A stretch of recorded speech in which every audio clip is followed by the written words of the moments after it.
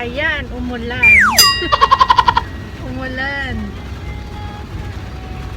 We're going to visit our house sana. After ECQ, ngayon lang namin siya mabibisita, pero parang hangit yata. Umuulan. Biglang umulan. Paano ba to? Paano ba? Di bale. Tingnan natin kung makita natin today. Maalas nga lang.